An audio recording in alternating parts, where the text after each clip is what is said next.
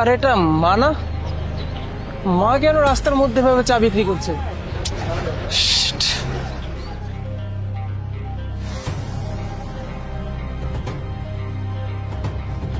মা, এসব কি? আরে বাবা তুই দেখ আমি চা বানাচ্ছি। এত ব্যবসা থাকতে তুমি রাস্তায় চা বিক্রি করা শুরু করে দিয়েছো? আমি না তোমাকে নিষেধ করেছিলাম? তো কি হয়েছে বাবা, আমার ভালো লাগে তাই আমি চা বানাচ্ছি। তুমি আমাকে একটা বার বলার প্রয়োজন মনে করলে না, রাস্তায় চা বিক্রি করতে শুরু করে দিয়েছো। আরে কেউ যদি দেখে আমার মান সম্মান থাকবে? বাবা তুই রাগ করবি, এই জন্য তোকে বলি নাই। এ দেখ এখন তুই আবার আমার সাথে রাগ করছিস। তার মানেটা কি মা? তার মানে তুমি ডিসাইড করেই ফেলেছো তাই তো, যে তুমি তোমার পেনশনের সমস্ত টাকা এই চা বিক্রি করে শেষ করবে? দেখ বাবা, আমার বাসায় বসে থাকতে থাকতে না সময় কাটে না, সেজন্য আমি এই চায়ের দোকানটা দিয়েছি। দেখো মা, তোমাকে আমি শেষবারের মতো বলছি, এসব বন্ধ করে বাসায় চলো। না বাবা, আমি এই কাজ ছাড়তে পারবো না। বুঝতে পেরেছি, তাহলে যত কিছুই হয়ে যাক না কেন তুমি তোমার চা বিক্রি করা বন্ধ করবে না তাই তো? তাহলে মা শুনে রাখো, আমি আর তোমার সঙ্গে এক ছাদের নিচে থাকতে পারবো না। আমি চলে যাচ্ছি, আমি আমার নিজের মতো করে থাকার ব্যবস্থা করে নেবো। যেদিন তুমি তোমার এই চা বিক্রি করা বন্ধ করতে পারবে, তুমি সেদিনই আমার কাছে আসবে। আমি গেলাম। বাবা শোন, বাবা শোন। আরে আম্মা বাদ দিন না, আপনি কেন শুধু শুধু এই দোকানের জন্য আপনার ছেলের সাথে সম্পর্কটা নষ্ট করছেন বলুন তো? আর এমনি তো এক সপ্তাহের উপরে হয়ে গেছে, একটা কাস্টমারও এখন পর্যন্ত আসেনি। দেখ বাবা, আমি তোকে আগেও বলেছি এখনো বলছি, আমি লাভ লসের জন্য এই কাজ করছি না। আর আমি এতদিন পর্যন্ত মানুষের কথা শুনেই আসছি, আমি আমার নিজের জন্য কোনো কিছুই ভাবি নাই। কিন্তু এখন থেকে আমার মন যা বলবে আমি সেই কাজটাই করব। এতে যদি কেউ আমার সাথে থাকে তো থাকুক, না থাকলে কোনো সমস্যা নাই। আরে আম্মা আপনি এটা কেন বললেন যে কেউ থাকুক বা না থাকুক? আমি আপনার সাথে সবসময় আছি আর সারা জীবন থাকবো, আর এই দোকান আমি খেয়াল রাখবো।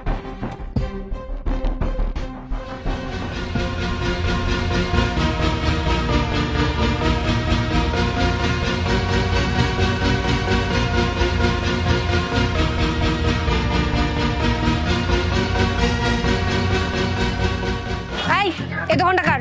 কেন ম্যাডাম? আমাদের এই দোকানটা এক্ষুনি এখান থেকে সরা। কেন, কি হয়েছে? এই দোকান কি করেছে? আমার হোটেলের সামনে দোকান খুলে রেখেছিস আর আমাকে জিজ্ঞাসা করছিস কি হয়েছে? কেন ম্যাডাম, আমি তো পারমিশন এনে তারপরে দোকানটা খুলেছি। তোর পারমিশন না, তোর জায়গা মতো রাখ। শোন, তোরা না জানিস না আমার ক্ষমতা কত দূর।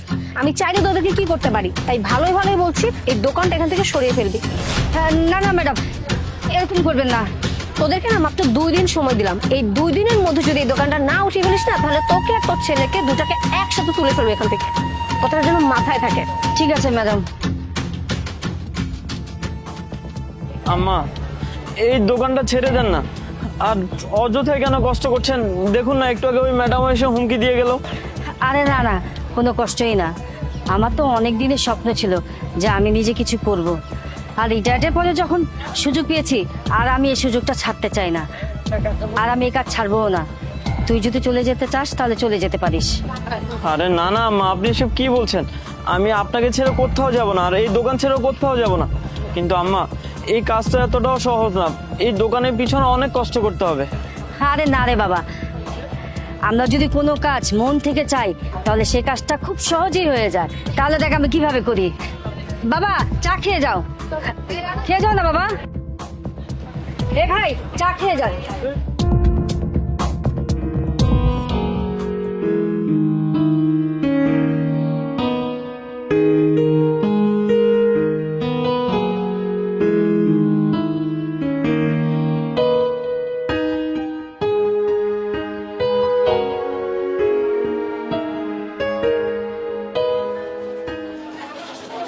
আম্মা দোকানের অনেক জিনিসপত্র শেষ হয়ে গেছে, কিন্তু কালকের জন্য কোনো জিনিসপত্রই নেই। আর ওই জিনিসপত্র কেনার জন্য আমাদের কাছে তো কোনো টাকাই নেই। আমরা কিভাবে কিনবো ওই জিনিসগুলো, আর দোকানই বা কিভাবে চালাবো? তুই টেনশন করিস না, এই নে টাকা। আম্মা এই টাকাগুলো কোথা থেকে আসলো? আর আপনি না বলেছিলেন আপনার জমানো সব টাকা শেষ হয়ে গিয়েছে, তাহলে এই টাকাগুলো আপনি কোথায় পেলেন? এই টাকা আমার গয়না ছিল, সেটা বিক্রি করে এই টাকা এনেছি। আম্মা আপনি আপনার গহনা বিক্রি করে দিয়েছেন এই দোকানের জন্য? আম্মা আমি বলি কি, আপনি না এই দোকানটা ছেড়ে দেন, আপনার কষ্ট আমার আর সহ্য হচ্ছে না। আম্মা দেখ বাবা, তুই একটু সবুর কর, দেখবি সব ঠিক হয়ে গেছে। এক কাজ করি, আমি সবাইকে চা বানিয়ে খাওয়াই, আর তুই তাড়াতাড়ি করে গিয়ে জিনিসগুলো কিনে নিয়ে আয়। হ্যাঁ, আচ্ছা ঠিক আছে আম্মা, তাহলে আমি জিনিসপত্রগুলো নিয়ে আসছি। হ্যাঁ, আপনি দোকানটা একটু সামলান।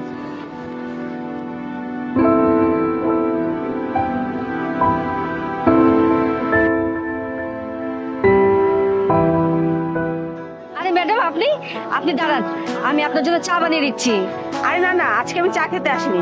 আজকে আমি এসেছি আপনার সাথে একটা ডিল করতে, যাতে আপনার সাহায্য হয়। ডিল? কিসের ডিল?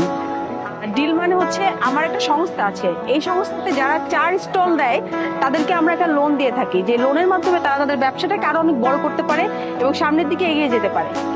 মানে কি? মানে কি সেটা আমি ভালো করে বুঝিয়ে বলছি। আমি সেদিন আপনার দোকানে চা খেতে এসেছিলাম না, চাটা আমার খুবই ভালো লেগেছে। আমি চাই আপনি এই চা স্টলটা আরো বড় করেন এবং এই চার স্টলটা সারা বিশ্বে ছড়িয়ে পড়ুক। সেজন্যই আমি আপনাকে সাহায্য করতে চাই। সাহায্য? আচ্ছা ম্যাডাম, আমি আপনাকে কিভাবে সাহায্য করতে পারি? আরে আপনাকে কিছু করতে হবে না, আপনি একটা কাজ করেন, আপনি এই টেকটা রাখুন, আর এখন থেকে আমরা আপনাকে সাহায্য করব, যেন আপনি এই চা স্টলটা আরো বড় করতে পারেন এবং সারা বিশ্বে ছড়িয়ে দিতে পারেন। Thank you madam. আচ্ছা ঠিক আছে, তাহলে এখন আমি আসি। হ্যাঁ? এটা রাখ।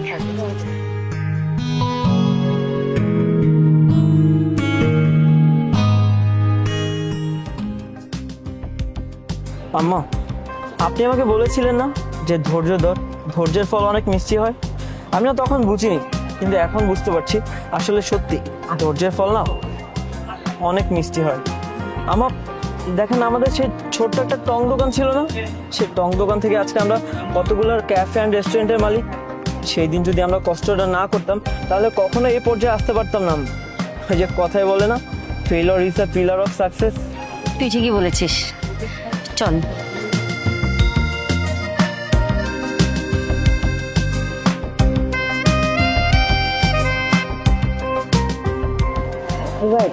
আমার মনে হচ্ছে ডেকোরেশন কিছু চেঞ্জ করতে হবে।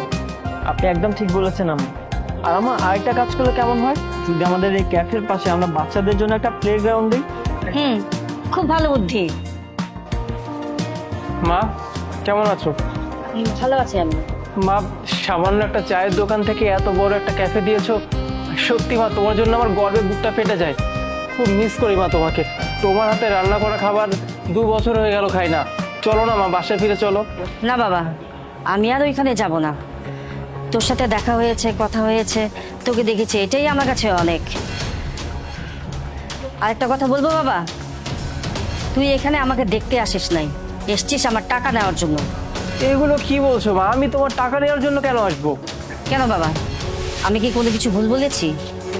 তোকে একটা কথা বলে দিচ্ছি, আমার বিজনেসে লাভ হোক লস হোক, ওইটাতে তোর কোনো লেনা দেনা নাই। মানে কি বলছো মা তুমি এসব? মানেটা হলো, তোকে বলে দিচ্ছি, আমার কষ্টের সময় যে আমার পাশে ছিল, আর আমি মারা যাওয়ার পরে আমার সব প্রপার্টি, আমার যত সম্পত্তির মালিক হবে, এই রুবায়েত। ও আমার খারাপ সময় পাশে ছিল। তুই যখন আমাকে ছেড়ে গিয়েছিলি, মনে পড়ে সে কথা? কিন্তু আম্মা,